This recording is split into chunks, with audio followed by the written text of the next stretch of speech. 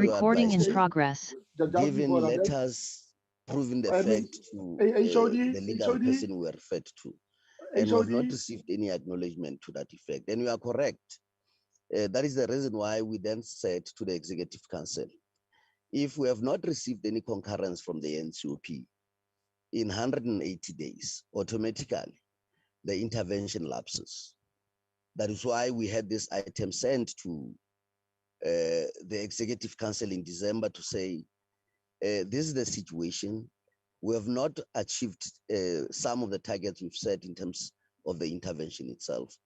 We would need to go there, but because of this problem that the notice to the NCOP is regarded to be late on the basis of arriving on the 25th, the day after the resolution by the Executive Council, when in fact the MEC has gone to introduce the team on the 20th, then our understanding has always been we start counting the 14th day from the 20th. But however, there has been other legal opinion indicating that no, 14th day start from the resolution of the council. That is where the snag is actually is. Can the HOD It's hear not me? that we, Can the HOD hear me? Chairperson, Yes, please just hear me. Let's not repeat this point. It is not the Chairperson? MEC. Yes, can you listen? Listen to me, please. Yes, Let's Chairperson. lay this point to rest. It is not the MEC who has invoked Section 139, 1B. It's not the MEC. It is the Provincial Executive Council. Therefore, Definitely. it follows that it is on that day that they took a decision to invoke section. What if the MEC sends a team a month or 2 months later to a municipality because of this and other reasons? The invocation starts on the day that the decision was taken by the Executive Council, because it's not a decision of the MEC. It is a decision of EXCO. And therefore, EXCO has got nothing to do with the implementation of that decision. It must be implemented by the MEC. MEC can go an hour after the decision was taken. He can go a week, or he can go a month. He can go after 2 months after the decision was communicated.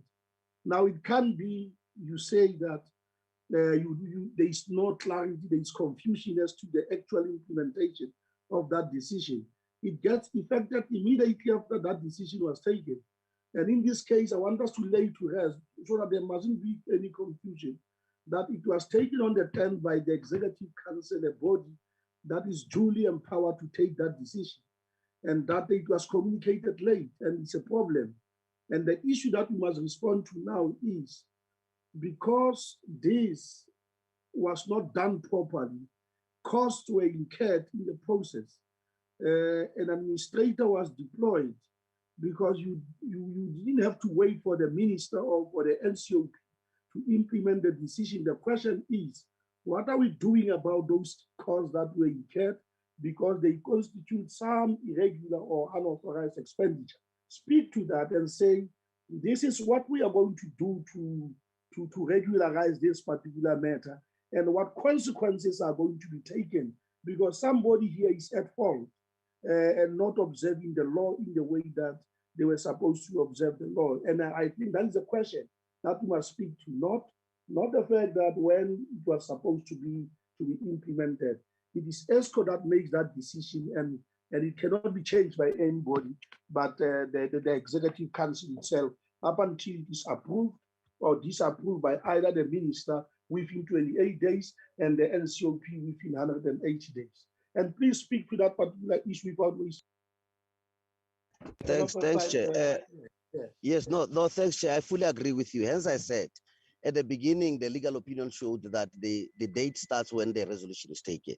I was coming to that point, and unfortunately, you came in because I thought it was important to give that type of a background. But at least, Chair, you have also given us a direction to say our plea is that all the cost we may have incurred will also have an indirect implications for the department. And that's what we are pleading to say. It must be considered, while we are covered also by this provision that says if within 180 days there's no concurrence from the NCOP, it will automatically lapse, and that's what we're relying on. And like I indicated, the minister gave us an approval. It was just the CSOP, and then there has been that ups and down. But we take everything that you say, and then we'll comply and ensure our plea is that currently there are issues that we must finalize. For instance, the full appointment of the component of the senior managers.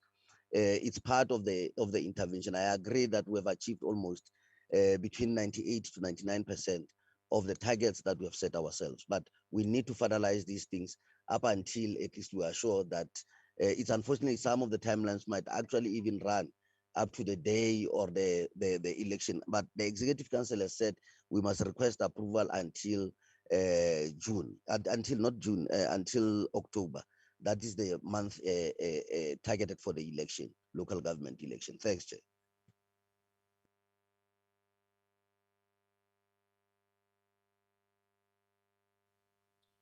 MEC, over to you.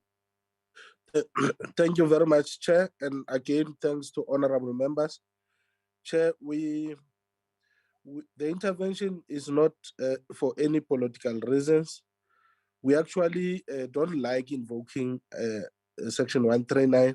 Even when I made announcement there, if it can be quoted properly, I said, we have to arrive at a painful decision of putting the municipality under administration. So it's a painful decision because to a large extent, it accounts to generally the support, the functionality that we give to municipalities and where to arrive at that. So at any given time when there's progress, which we have made, which I can also request the committee to allow us to give them a full progress report on the intervention this far, so that they on their own make their own decision. But we are pleased with the progress this far. It's true, we will definitely have to attend to the administrator was not paid by the municipality in this instance, was paid by us, because we took note that as part of the intervention and support, we must relieve financial burden to municipalities. But the matter will definitely receive attention, Chairperson. Thank you very much. Munkosi, I think the reply has been made that we did implement the intervention with the same understanding. Thank you very much, Chairperson. Yeah. Okay. Thank you very much, Honorable MEC with the team. What I propose that we do, because normally when we receive information from the department and mostly with other stakeholders when we're making their input as well, we sit on our own as a committee to reflect on the report that is before us. I suggest that we must do exactly the same as a committee. We excuse the MEC and the team, and that a report be prepared based on all the facts that are on the table. That on Tuesday, next Tuesday, when we meet as a committee, we must allocate about an hour or so, discuss the matter, and thereafter go to submit the report urgently to the House, so that before the 23rd of June, we must have submitted the report to the House, and the House must have resolved either to approve or to disapprove the intervention based on our recommendation to the House. I suggest that we leave it that. There are certain issues that needs to be confirmed and be followed, and that includes the exact date that Moss was supposed to also verify from his side. The fact that we have a discussion, and once we start with that discussion, we'll remember fully well what Honorable Mikalakis was saying in terms of his own view about the intervention itself. All members of the committee will discuss and deliberate on the report, and based on that, they take a decision whether to approve or to disapprove the intervention. Let's close it at that. And on a note that we thank the MEC, the Honorable MEC, and the team for coming to us and presenting the Metsimaholo case. It is always good that we work together. It's always good that as the LCOP, we are not an obstructionist. We are actually supporting processes, and we resolve problems. The problems at municipal level are huge. The sector or the sphere is full of crisis. There is not yet a proper best solution to go about resolving the crisis at municipal level. We need to always find ways of solving the crisis without apportioning blame to anyone per se. With that, thank you very much. The team from the Free State, you are excused from the meeting. We will proceed with the discussion on the report on human settlements as presented last week. We are excused. In the meantime, Moss will fly. Thank you, Chairperson. And will fly the presentation. The Thank you, Chairperson. Report. Thank you very much. Thank you very much.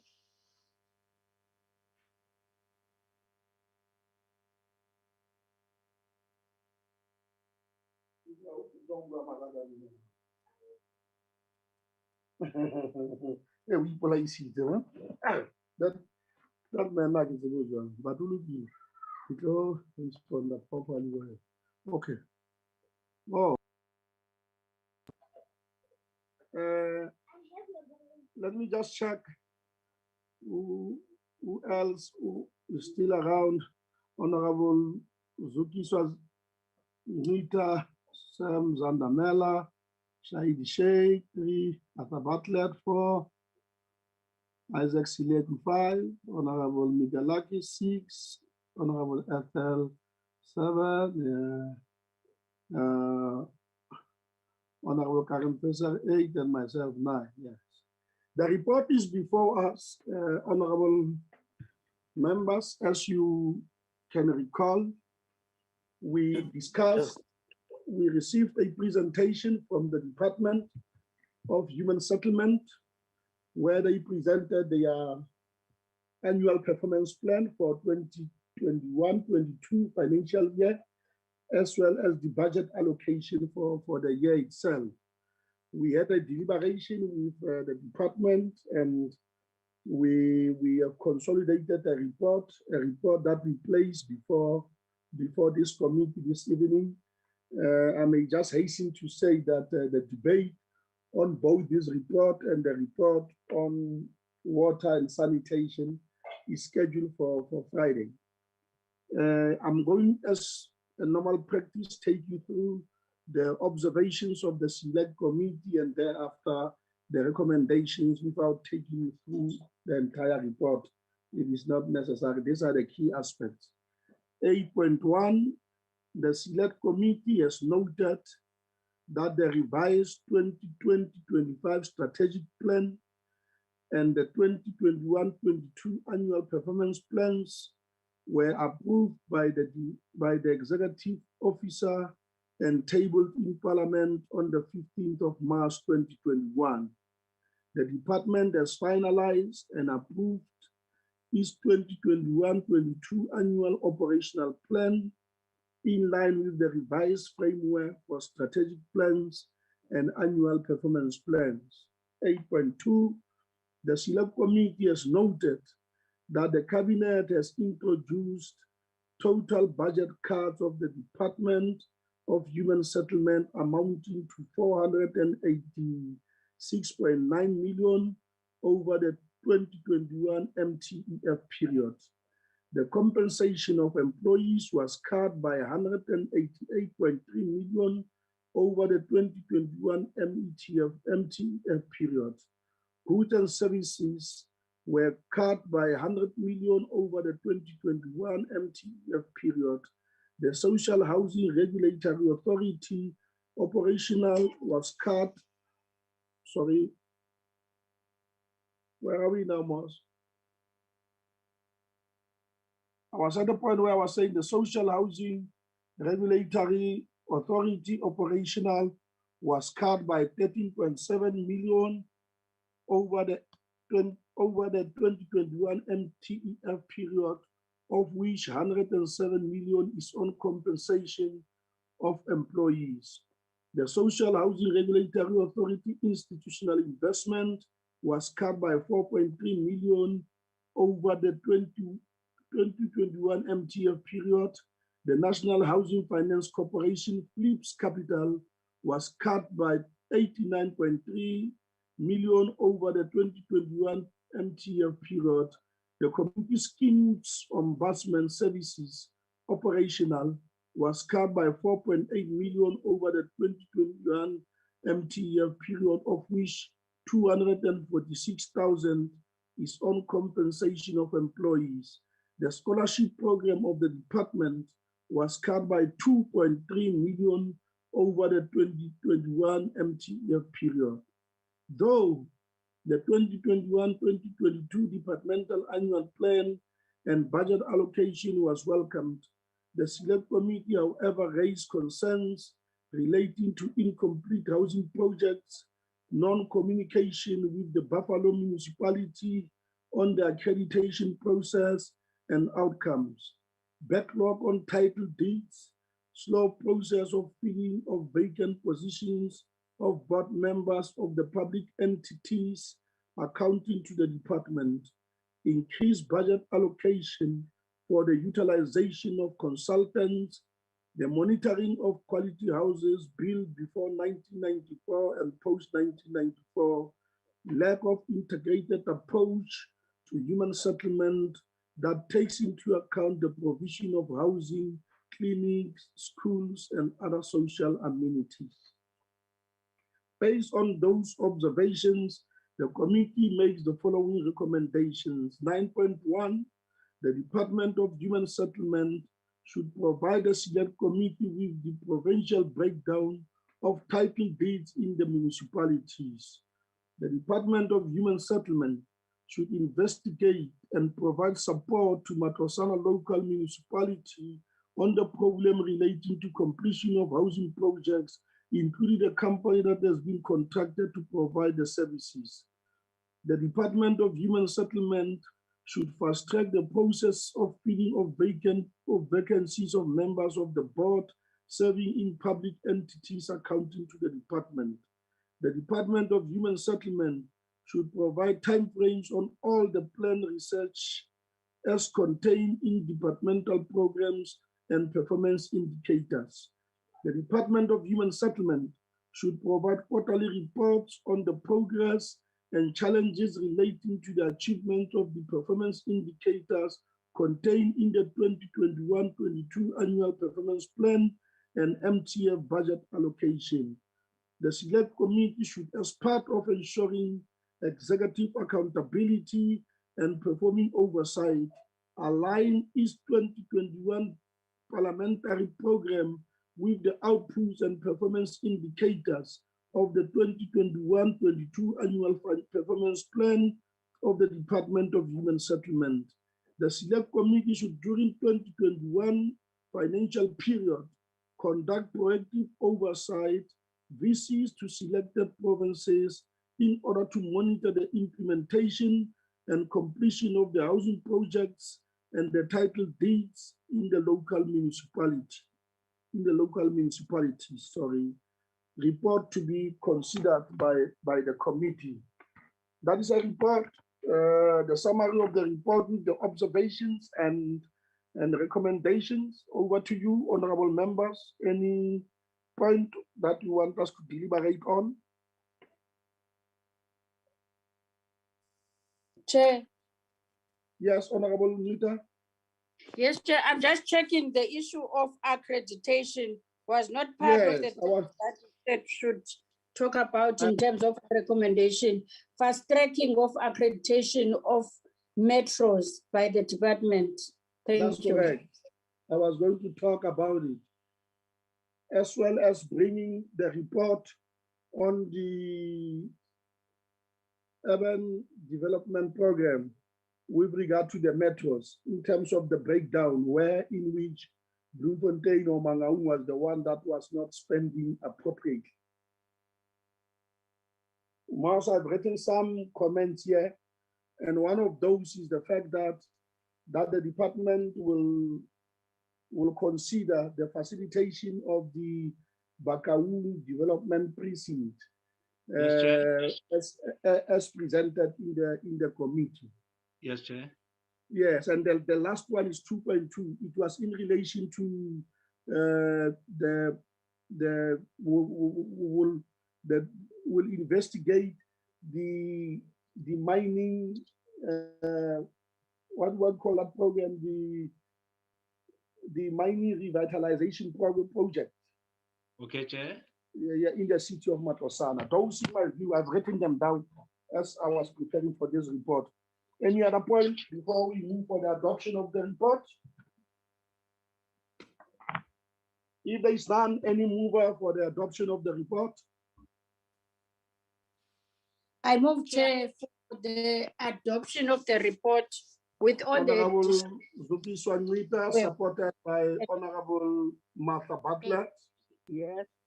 Sheikh is also there. I see the hand of Honorable, yes, that is that. Any objection? Yes, it's okay. I've noted that, Honorable Butler. Any objection, any abstention of the report? Honorable Chair. Yes, Honorable Isaac. Can you hear me, Honorable Tamsang? Yes, very well, very well. The DA would like to abstain on this particular report. The DA abstains. Okay. Yes, no Tamsang. problem. Of course. No problem. No problem. Always, Chair. Can you Yes, Honorable Mikalakis, I see your hand. Thank you, Chair. Chair, just on a different point, just on procedure, do we have a quorum? Because it looks like our numbers are dwindling quite a bit. Well, we do have a quorum. It's myself, it's yourself, it's Honorable Silet, who is 3, it's Honorable Ethel Nkos, is 4, is Honorable Martha Butler, 5, is Honorable Shaik, 6, and Honorable Zukiswa, 7. Yes, yes. But at the time when we started, we were 9. Honorable Mutsamai was there, and Honorable, I even asked a question, and that Honorable Zandamela was there. But we are now left with 7 out of 12 members of the committee. We form a quorum. Thank you, Chair. All right, thank you.